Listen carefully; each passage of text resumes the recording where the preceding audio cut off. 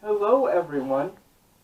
Welcome to this week's episode of Wehry Weekly History and Entertainment News. Massachusetts restrictions are finally beginning to ease up this summer. And this episode will be focusing on some reopening dates.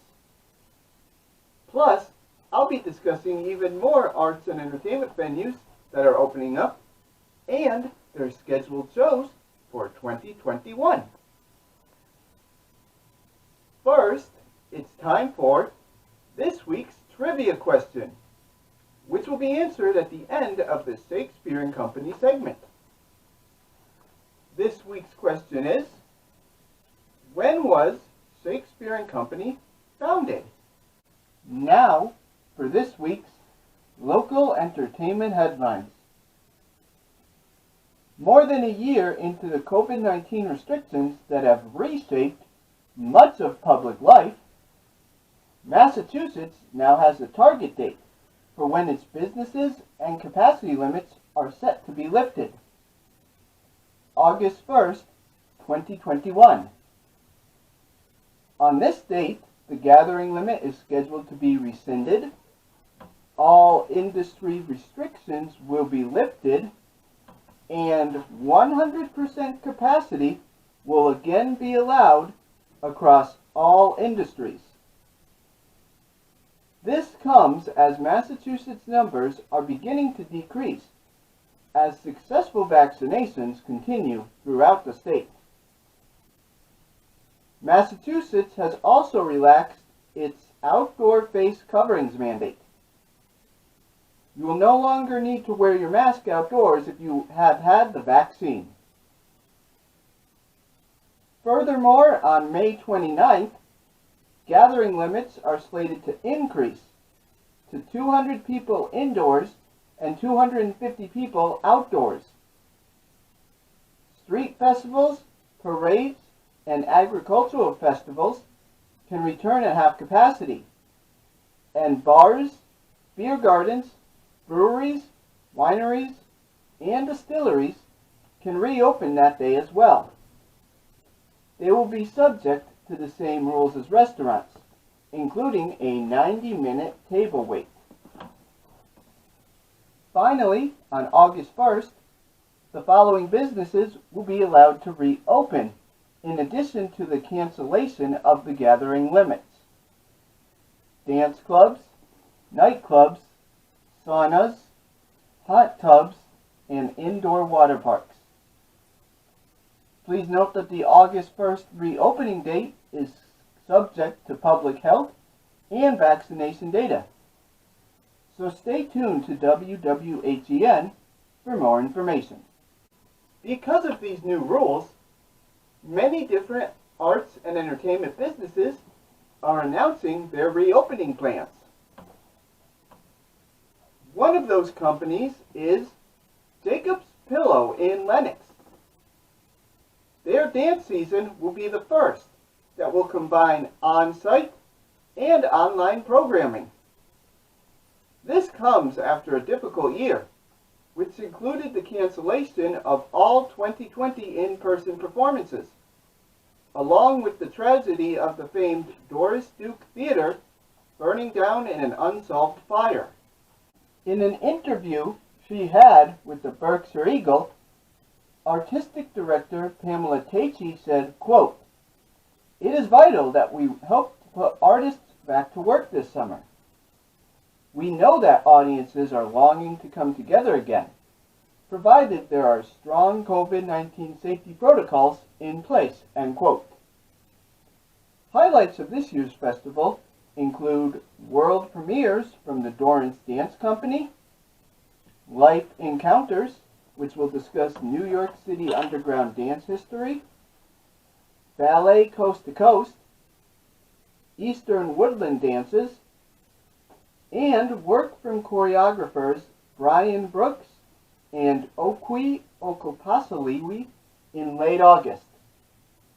In addition, the Pillow Talk Dance Series discussions and Families and Dance Show will be returning as well.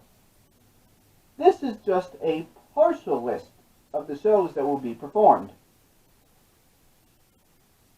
On-site events will run from June 30th through August 29th, with online streaming events running until September 23rd. Tickets for members are currently for sale at its website, but tickets for the public will not be available until June 1st. Visit their website for more information or call 413-243-0745. Tickets are refundable, and there is a strict COVID courtesy code in place, including a mask mandate. A few weeks ago on WWHEN, I mentioned how Shakespeare and Company had 3 shows planned for 2021. They were King Lear, A Black Girl's Journey into Othello, and Measure for Measure. Happily, the company has announced 3 additional shows as well. The first new play will be the Tony Award-winning production Art, as originally written by Yasmina Reza. It will take place from July 30th through August 22nd at the Roman Garden Theater. The second new play will be the world premiere of Hang, written by Debbie Tucker Green. It will be performed at the Packer Playhouse from September 10th through October 3rd. The final new work will be the classic play The Chairs, which was written by Eugene Ionesco. It will also be performed at the Packer Playhouse and will run from October 8th through the 31st. Tickets are now available at Shakespeare and Company's website. To purchase tickets, click on the play you wish to see at the main site, and then click on Buy Tickets. You will then be taken to a calendar where you will select the show you want to see. Ticket prices vary depending on the actual theater and time you want to see the play. The theater has instituted a COVID-19 code for courtesy for all in-person outdoor shows, requiring visitors to practice social distancing and wear masks at all times. In addition, to enable contact tracing, all ticket buyers will be required to provide contact information for everyone in their party. Visit Shakespeare.org for more information. Shakespeare and Company also provides the answer to this week's trivia question. As a reminder, this week's question was, when was Shakespeare and Company founded? The answer is 1978. Shakespeare and Company was founded by Tina Packer, who originally lived in London. Packer was interested in creating and running a theater company that merged the spoken and physical aspects of the theater.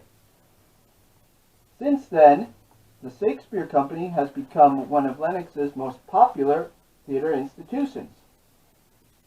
Each year, they perform a large number of shows at numerous locations, including outside the famed Edith Wharton House. As previously discussed, they also have a new Spruce Theater, which opened this year, and its first production will be King Lear. Last year, the season was canceled due to COVID-19, but hopefully, things will be returning to normal this year. Mass MoCA is installing a new community art space.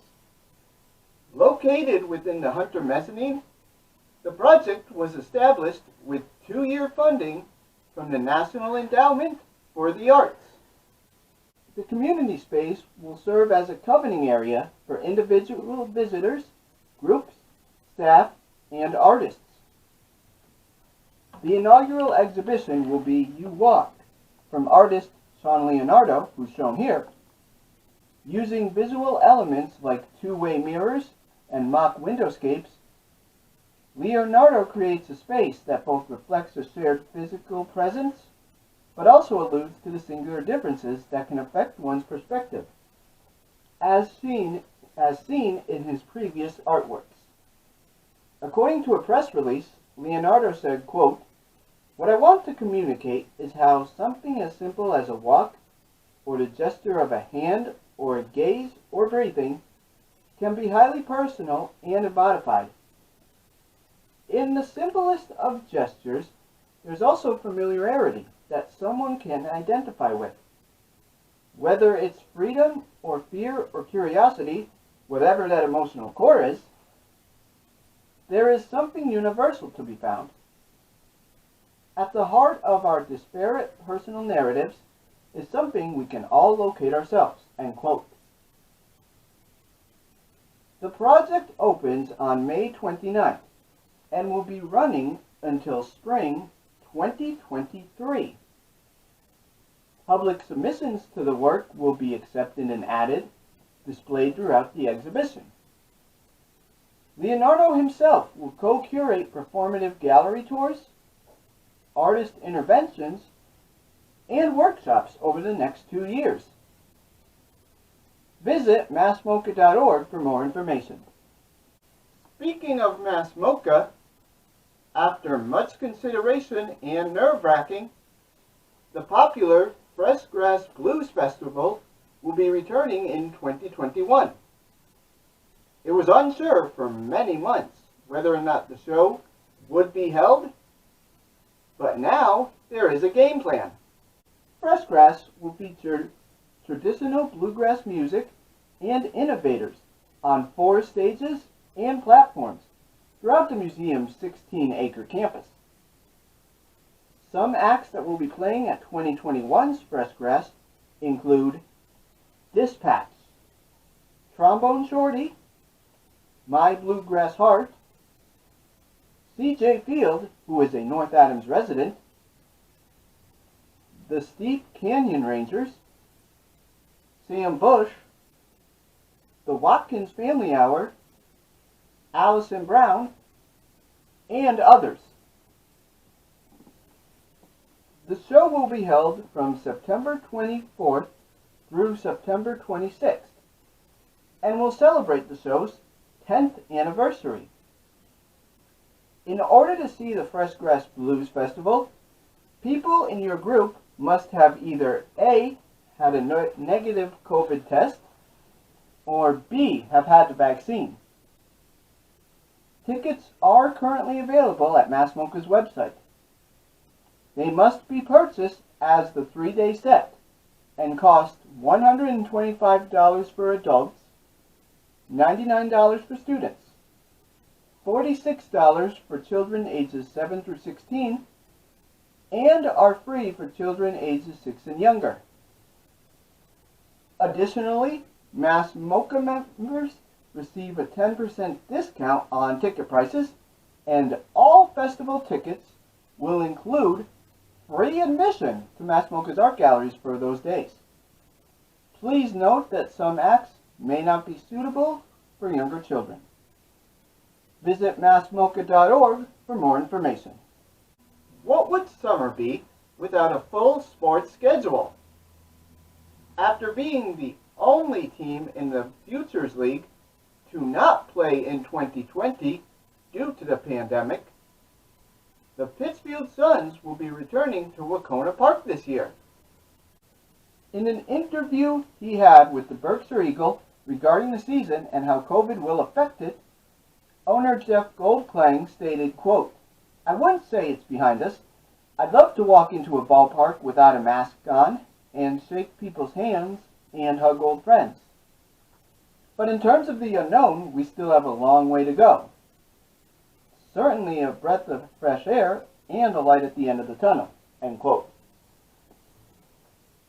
The Futures League is planning to play beginning on May 26th.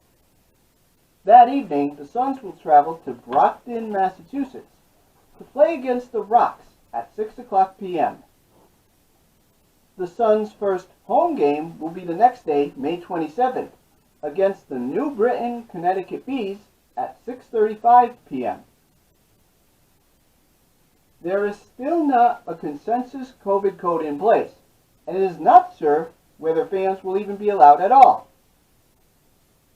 Of course, if fans are allowed, they will be limited due to COVID restrictions.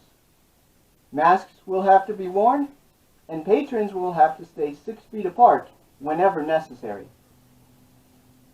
Tickets are not available yet due to the uncertainty about the fans.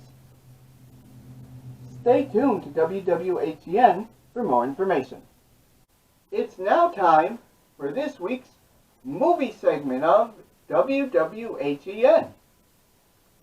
This week, I'm going to be discussing one of my favorite movie franchises, the Maze Runner series. This is a 3-movie series based off the successful young adult series by James Dashner. In the first movie, when a young boy named Thomas wakes up in a rusty elevator with no memory of his identity, he finds himself in the middle of a maze with other young males who have been trapped there as well. But tensions really come to a head when a girl arrives in the maze with the message, "She's the last one ever." All of the subsequent movies deal with the different maze and how to escape and enter them mazes, as well as the idea of feeling trapped. The first movie, just called The Maze Runner, came out in 2014 and earned $102 million at the box office. The next year, its sequel, The Scorch Trials, earned $81 million. The third and final film, The Death Cure, was supposed to be released in February 2017. Unfortunately, during filming in 2016, star Dylan O'Brien, who plays Thomas, suffered a severe head injury while filming that left him with a concussion, facial fractures, and brain trauma. Production was forced to shut down for almost a full year. Filming resumed in February 2017, and The Death Cure was ultimately released in January 2018. The long pause in between movies may have been a reason for the film's underperforming box office, as it only earned $58 million. So why do I love the Maze Runner series? The action in this film is intense and balances itself well with the quieter scenes. Also, Dylan O'Brien is heroic as Thomas and really makes us feel for his character, even after his injury in the third film. It's telling that Dylan O'Brien approved footage from his injury to be used because, according to an interview he had with Slate magazine, quote, "I would be more heartbroken than if it just went to waste," end quote. Also, this movie doesn't focus on romance as much as other young adult adaptations do. Many books and their movie adaptations seem to shoehorn romance in, maybe in order to focus on a more female demographic. The Maze Runner series takes its time with its romance, allowing for a more natural love story to blossom in the final film. Also, we're not distracted by romance in the first two films, so we can focus more on the great action scenes. Regarding the disappointing box office of The Death Cure, I think that really had more to do with the fact that the movie was delayed because of O'Brien's injury, not the quality of the film. The quality of all 3 movies stayed pretty much the same throughout the entire franchise, which made it more enjoyable. This week, we are going to be doing a road trip segment. With schools nearly out of session, now might be a great time to start planning a family trip to celebrate the end of a difficult school year. Our trip this week is to the Children's Museum in Holyoke, located approximately an hour from Pittsfield and an hour and 25 minutes from North Adams. The museum, which shares the same building as the previously discussed Volleyball Hall of Fame, opened in 1981 as a pilot project for the Junior League of Holyoke. It was originally located next to Holyoke City Hall as a replacement for a William Skinner and Sons Mills complex which burned down. It did not move to its current location until 1984. Today, it is dedicated to its mission to enhance the educational and cultural awareness of all children through the arts, sciences, and the world around them. Children can learn about emergency services, STEM through the state-of-the-art World of Motion room, and create Legos through the museum's extensive collection. One of the most popular exhibits is the Curvy Climber, which teaches children about gravity and motion through a climbing exhibit. If you have a child who is inquisitive at heart and are looking for an option other than the Berks Museum, this is a great place to go to. The Children's Museum is open on Tuesdays through Fridays from 9 a.m. to 4 p.m.